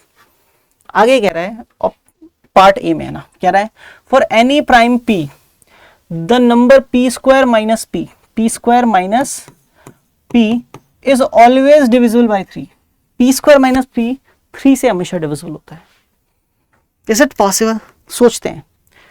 अगर मान लो प्राइम नंबर वैल्यू डालनी है यहाँ पे, मैं अगर 5 डालूं तो 5 एक प्राइम है, तो 5 का स्क्वायर माइनस 5 किया तो 25 माइनस 5 कितना बचेगा? 20 बचेगा। क्या ये 3 से डिविजिबल है?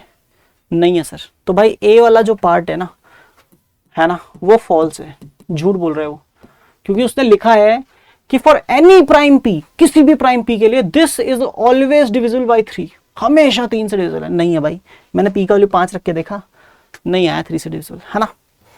पहला पार्ट डन। दूसरे पार्ट पे बात करते हैं, बी पार्ट पे। बी पार्ट कह रहा है for any prime p greater than 3 exactly one of the number p minus 1 and p plus 1 is divisible bye 6। तो हम पढ़ते हैं कि prime number for primes greater than 3, है ना, हम पढ़ते हैं कि 3 से बड़े प्राइम्स जो होते हैं ना वो 6k प्लस माइनस 1 फॉर्मेट के होते हैं। 3 से बड़े जो प्राइम नंबर्स होते हैं वो 6k प्लस माइनस 1 फॉर्मेट के होते हैं। तो भाई 2 फॉर्मेट हो गए, या तो 6k माइनस 1 या 6k प्लस 1, या तो कोई प्राइम नंबर इस फॉर्मेट का होगा या फिर कोई प्राइम नंबर इस फॉर्मेट का होगा। तो अगर इस फॉर्मेट का हुआ तब तो p प्लस 1 करेंगे, तब वो माइनस 1 और प्लस 1 होके 6k ही रह जाएगा जो कि 3 से डिविजिबल होगा। और अगर इस फॉर्मेट का हुआ तो p माइनस 1 करेंगे तो 6k प्लस 1 माइनस 1 करेंगे तो ये दोनों कट के 6k फॉर्मेट का रह जाएगा, ठीक है ना साहब, तब डिविजिबल बाय 6 हो जाएगा। तो दोनों ही केसेस में p माइनस 1 या p प्लस 1 में से कोई एक हमेशा डिविजिबल होगा किससे? 6 से, अगर प्राइम नंबर्स p का वैल्यू 3 से बड़ा हो। तो भाई बी ऑप्शन में तो बिल्कुल सही बात बोल रहा है ये, तो बी तो भाई बहुत ही घनघोर ट्रू है, ठीक है। चलो अगली बात, for any prime p greater than 3 the number p square minus 1 is divisible bye 24। मुझे एक बात तो पता है कि 3 से बड़ा कोई भी प्राइम नंबर हो, है ना, 3 से बड़ा कोई भी प्राइम नंबर हो, ठीक है ना, उस प्राइम नंबर में क्या खास बात होगी?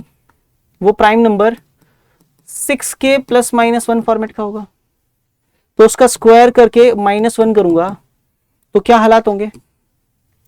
6k प्लस माइनस 1 का होल स्क्वायर माइनस 1 तो हो जाएगा 36k स्क्वायर प्लस माइनस का 12k और प्लस में 1 और लास्ट में माइनस में 1, तो 1 माइनस 1 कट जाएगा। तो ये जो बचेगा इसमें से 3 बड़े आसानी से कॉमन आके आपको 12k square plus minus 6k दिख रहा होगा, यानी 4k दिख रहा होगा। यानी आप यहाँ पे ये बोल सकते हो कि p स्क्वायर माइनस 1 हमेशा 3 से तो डिविजिबल होता है, हमेशा 3 से डिविजिबल है, किसी भी नंबर को 24 से डिविजिबल दिखाने के लिए क्या करना होगा, उसे 3 से भी डिविजिबल दिखाना पड़ेगा और 8 से भी डिविजिबल दिखाना पड़ेगा। तो 3 से डिविजिबल तो है, ये मुझे दिख गया। अब अगली बात, कोई भी प्राइम नंबर जो 3 से बड़ा है, प्राइम नंबर p जो कि 3 से बड़ा है, वो हर एक प्राइम नंबर p जो होगा वो हमेशा ऑड होगा, और किसी भी ऑड नंबर का जो स्क्वायर होता है वो हमेशा 8n+1 फॉर्मेट का होता है। और आपने अगर उसमें से 1 माइनस कर लिया, यानी ऑड प्राइम का स्क्वायर किया और उसमें से 1 माइनस कर लिया, तो 8n+1 में से 1 माइनस कर लिया, तो जो रिजल्ट बचा वो 8n बचा, जो कि हमेशा 8 से डिविजिबल है। इसका मतलब ये जो p² - 1 है ये 8 से भी डिविजिबल है और 3 से भी डिविजिबल है, मतलब p² - 1 जो होगा वो हमेशा 24 से डिविजिबल होगा ही होगा। तो सी पार्ट जो है वो भी ट्रू है। अब अगली बात है, फॉर एनी प्राइम p जो कि 3 से बड़ा है, one of the three numbers p+1, p+3, p+5 is divisible bye 8। किसी भी प्राइम p जो कि 3 से बड़ा है, ये 3 नंबर जो है ना, इनमें से कोई एक नंबर, या तो p+1 या p+3 या p+5, कोई एक नंबर जो है वो हमेशा 8 से डिविजिबल होगा p के किसी भी प्राइम वैल्यू के लिए जो कि 3 से बड़ी हो। तो हमने सोचा एक ऐसा एग्जांपल सोचा जाए जिसके लिए ऐसा ना होता हो, तो हम फॉल्स बोल देंगे। अगर नहीं ढूंढ पाए तो फिर सोचेंगे प्रूव कैसे कर सकते हैं ना। तो सोचते सोचते पता चला कि अगर मैं p का वैल्यू 17 डाल दूं, if p = 17, तो p+1 कितना हो जाएगा, 17 + 1 18, p+3 कितना हो जाएगा, 17 + 3 20, और p+5 कितना हो जाएगा, 17 + 5 22। ना तो ये 8 से डिविजिबल है, ना ये 8 से डिविजिबल है, ना ये 8 से डिविजिबल है। तो p = 17 पर ये जो लास्ट वाला जो अपना पार्ट है, डी पार्ट, ये p = 17 पर, 17 एक प्राइम नंबर है भाई, है ना, और 17 एक प्राइम नंबर है और उस प्राइम नंबर पे ये वाली बात फॉल्स है, मतलब ये बात हमेशा ट्रू नहीं है, तो इसको फॉल्स का करार दिया जाएगा। ठीक है सर। तो ये भाई CMI 2021 का सवाल था, होप सो आपको समझ में आया होगा। बढ़ते हैं भाई आगे, है ना, आगे बढ़ते हैं। सी गाइस दिस क्वेश्चन कह रहा है note that 25 × 16 - 19 × 21 that is equal to 1 होता है। मैंने कहा बहुत सही। अब ये चीज इसलिए दी है क्योंकि ये कहना चाहता है कि 25 और 19 का जब आप GCD निकालते हो तो GCD किसके बराबर आता है, 1 आता है ना, ये आता है ना। तो इसने कहा है अगर मैं इसमें बेजॉर्ट्स आइडेंटिटी लगाऊं,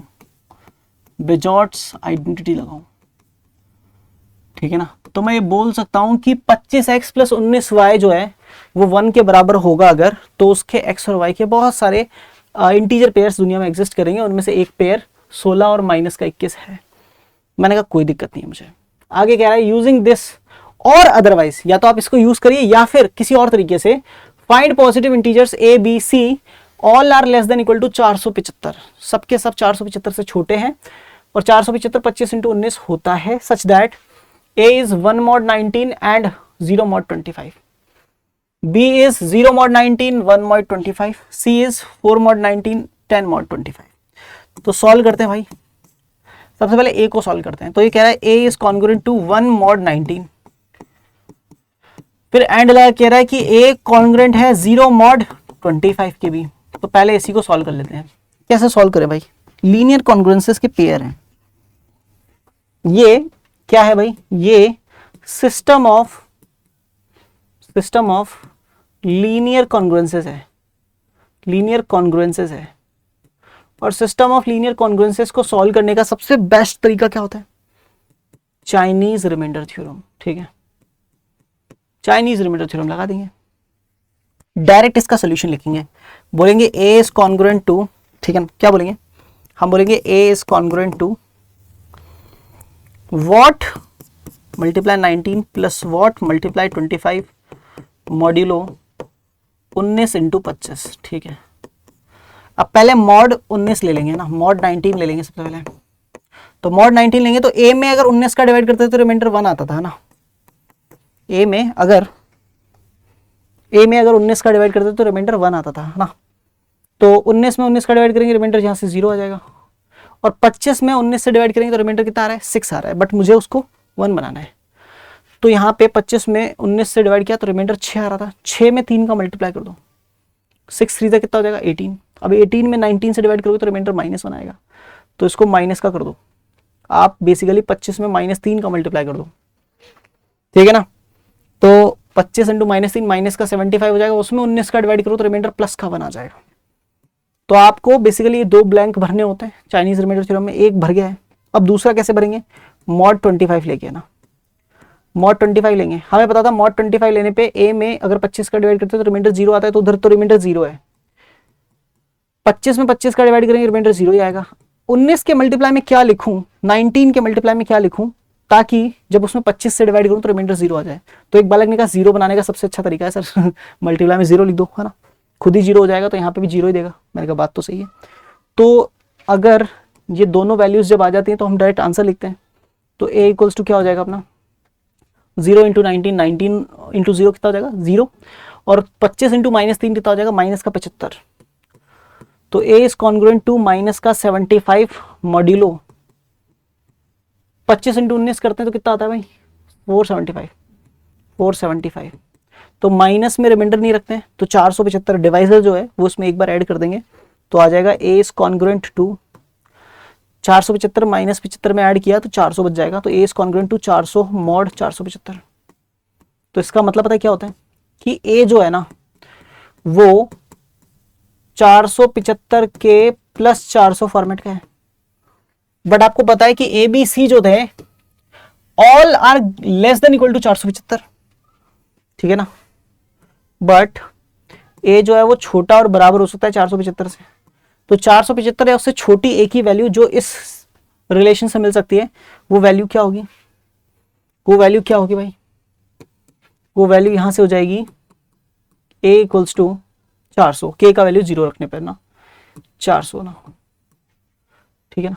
अच्छा a की वैल्यू आ गई सर, अब क्या करें, अब दूसरा सॉल्व करो, b की वैल्यू निकालते हैं ना, b की वैल्यू यहां से निकालेंगे ना साहब, ठीक है ना, नाउ ठीक है ना साहब। अब b का वैल्यू निकालेंगे साहब। सर b का वैल्यू कैसे निकालें, b का वैल्यू ऐसे निकालेंगे भाई,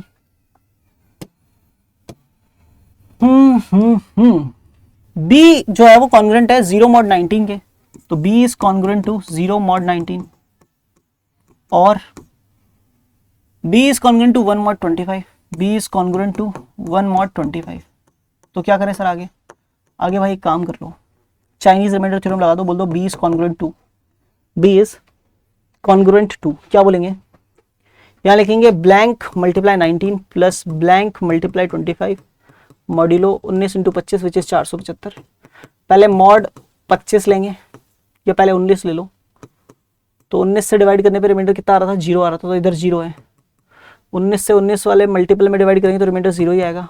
19 से 25 वाले मल्टीपल में डिवाइड करना है और रिमाइंडर अल्टीमेटली 0 रहना चाहिए, क्योंकि लेफ्ट हैंड साइड का 0 तो राइट का भी 0 ही रहना चाहिए। तो इसका 0 बनाने के लिए रिमाइंडर क्या करेंगे, इसको 0 से मल्टीप्लाई कर देंगे।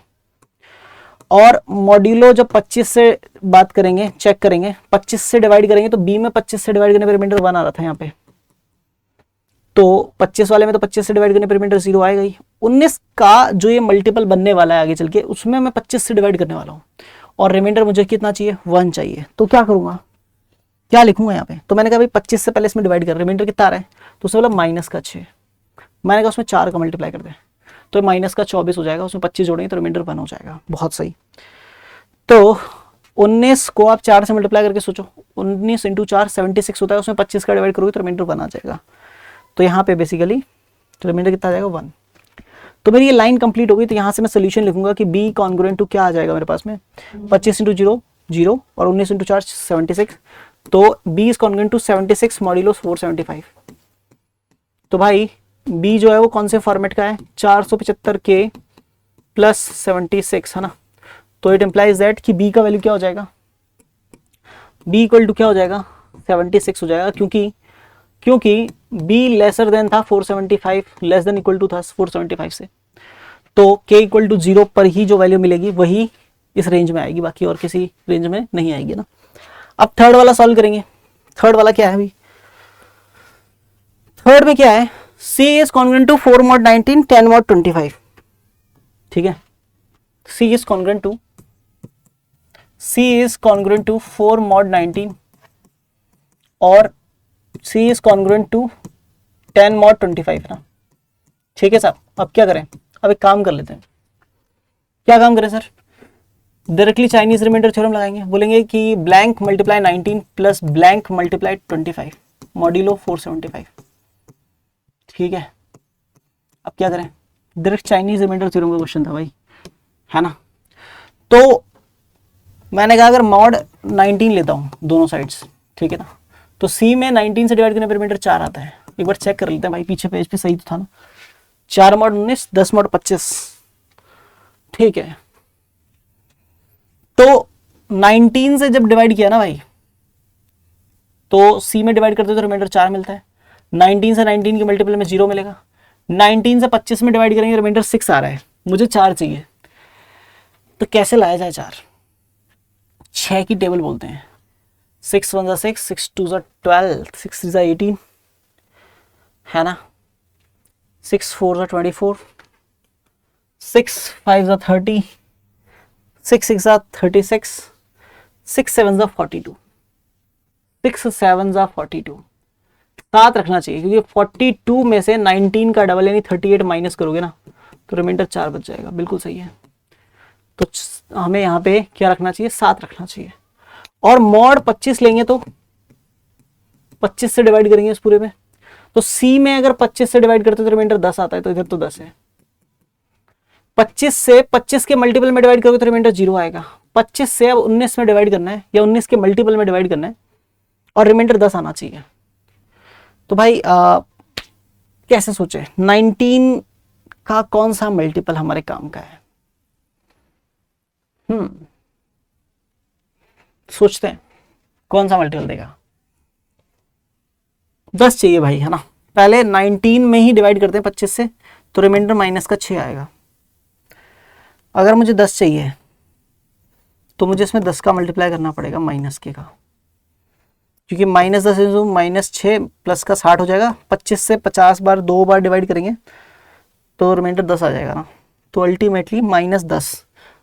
वैसे सोच के देखो, 19 इंटू माइनस 10 कितना हो जाएगा, माइनस का 190, 25 अठे 200, माइनस में 190, तो रिमाइंडर प्लस का 10 बच जाएगा। बिल्कुल करेक्ट। अब सोचते हैं फाइनल आंसर क्या निकलेगा। सी क्या हो जाएगा, सी इज कॉन्ग्रुएंट टू ये माइनस का 190 प्लस का 175 मॉड्यूलो 475, तो ये हो जाएगा माइनस का 15 बचेगा, 475 उसमें ऐड कर देंगे, तो सी इज कॉन्ग्रुएंट टू 475 माइनस 15, तो 460 मॉड 170 475 सॉरी, है ना।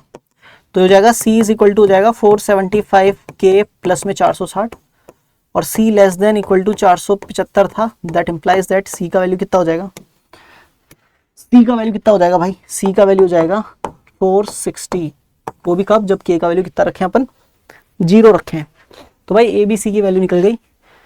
इतना आसान क्वेश्चन ये भाई पूछा गया था CMI 2020 में, है ना। डायरेक्टली चाइनीज रिमाइंडर थ्योरम का ऊपर बेस्ड क्वेश्चन था, ठीक है। चलिए भाई बढ़ते हैं आगे, है ना। लास्ट क्वेश्चन देखते हैं यार, है ना। उसके बाद में कुछ होमवर्क क्वेश्चन दूंगा मैं आपको, ठीक है, आप लोगों को। चलिए क्वेश्चन क्या कह रहा है भाई, हाँ भाई क्वेश्चन कह रहा है the number of positive integers n less than और इक्वल टू 22, है ना। ये बोल रहे हैं number of positive integers n जो कि 22 या उससे छोटे हों, such that 7 divides n power 5 plus 4n cube 4n की power 4 plus 3n cube plus 2022। यानी n की वो वैल्यूज निकालनी है 22 या उससे छोटी जिनके लिए n पावर 5 प्लस 4n की power 4 plus 3n cube plus में 2022। इसको कौन डिवाइड करे, 7 डिवाइड करे, 7 क्या करे, डिवाइड करे, है ना। n की वो वैल्यूज निकालनी है, ठीक है। सोचते हैं। देखो भाई सबसे पहली चीज, है ना, सबसे पहली चीज तो भाई ये है कि ये जो एक्सप्रेशन है ना, इसको थोड़ा सा जज कर लेते हैं ना।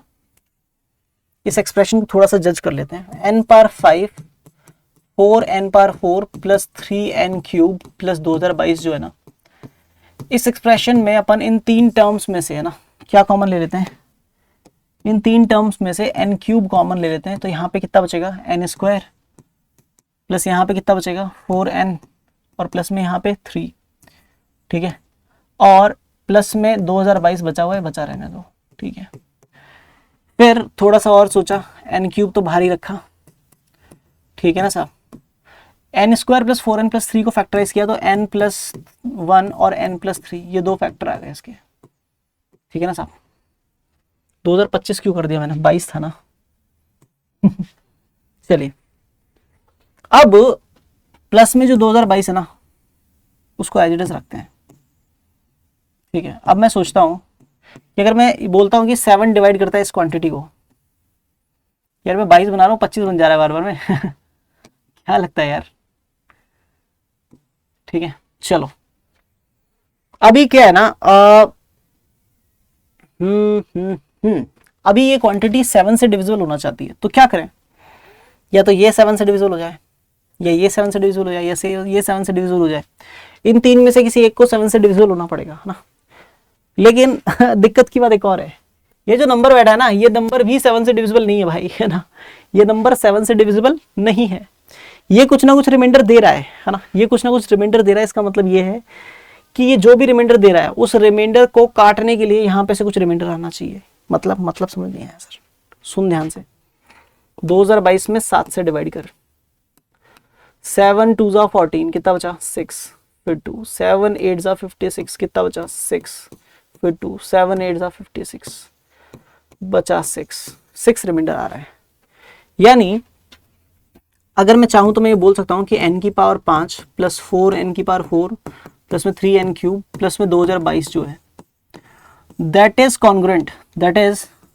कॉन्ग्रुएंट, ये कॉन्ग्रुएंट है किसके हिसाब, कॉन्ग्रुएंट इस पूरी क्वांटिटी के, क्योंकि ये दोनों चीजें सेम ही है, फैक्टराइज कर दिया है बस मैंने।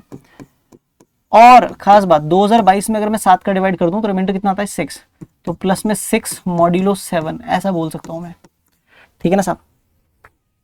तो भाई ये जो क्वांटिटी यहां से यहां तक की दिख रही है ना इसका ओवरऑल रिमाइंडर 0 आना चाहिए, ओवरऑल रिमाइंडर क्या आना चाहिए 0 आना चाहिए, ठीक है ना। हाँ अच्छा, बट आपको ये पता है कि 7 डिवाइड करना चाहिए किसको, n power 5 plus 4 n power 4 plus 3n cube plus 2022 को। तो इंप्लाई करेगा ये भाई कि ये जो क्वांटिटी है ना, ये जो बची हुई क्वांटिटी है n क्यूब ब्रैकेट में n plus 1 into n plus 3, ये जो क्वांटिटी है ना ये कितना रिमाइंडर देना चाहिए, ये रिमाइंडर 1 देना चाहिए। ये रिमाइंडर 1 देगा तब हम ये बोलेंगे कि इसका रिमाइंडर 1 और उधर रिमाइंडर 6 दोनों ऐड होकर 7, तो पूरी क्वांटिटी 7 से डिविजिबल हो जाएगी। अब ये रिमाइंडर 1 कैसे देगा ये सोचना है। n कौन कौन से फॉर्मेट का हो सकता है एक्चुअली, है ना। एक्चुअली n जो है वो कॉन्ग्रुएंट टू 0 1 2 3 4 5 6 इस फॉर्मेट का हो सकता है, mod 7 फॉर्मेट का हो सकता है, ठीक है ना।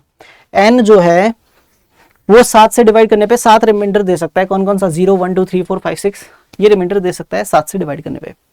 अभी मैं सोचता हूं कि अगर मैं n को कॉन्ग्रुएंट रखता हूं 0 mod 7 के, ठीक है ना, if n is congruent to 0 mod 7 तो क्या लगता है ये क्वांटिटी, ये कंडीशन 1 फुलफिल हो पाएगी।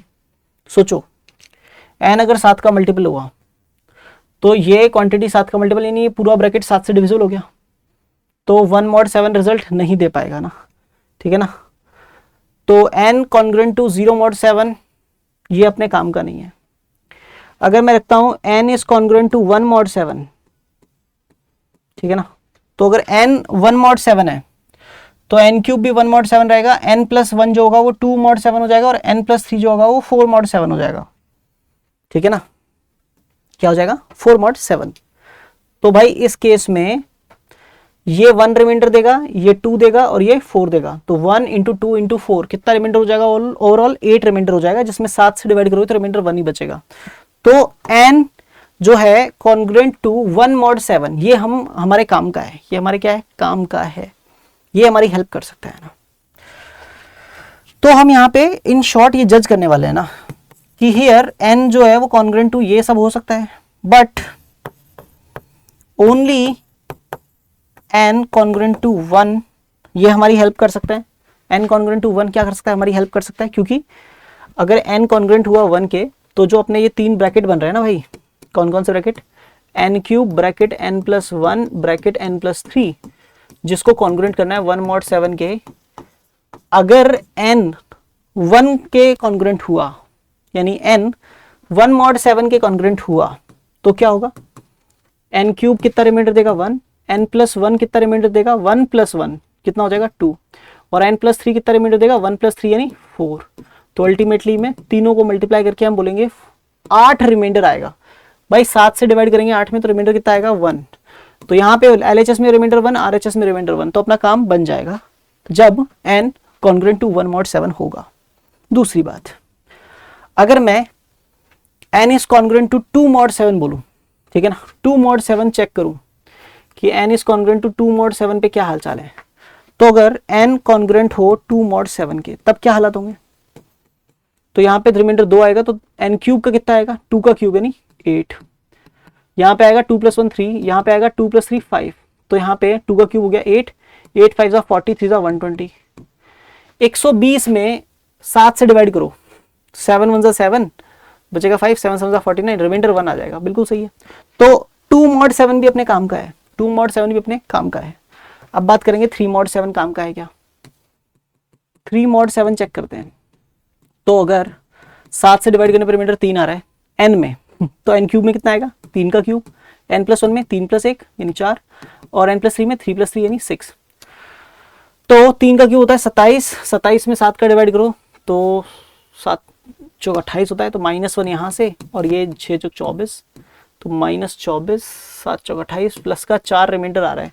तो n कॉन्ग्रुएंट टू 3 हमारे काम का नहीं है। अब 4 डाल के देखेंगे, 4 का क्यूब 64, 4 + 1 5, 4 + 3 7, तो भाई ये तो 7 का मल्टीपल हो गया, तो ये तो अपने काम का है ही नहीं, ठीक है, 0 रिमाइंडर दे देगा।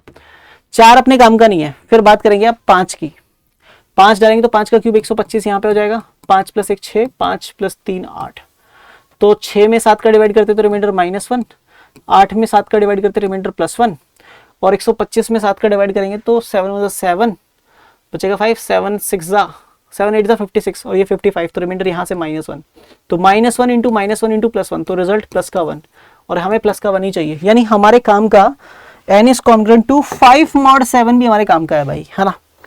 अच्छा okay okay okay okay okay okay.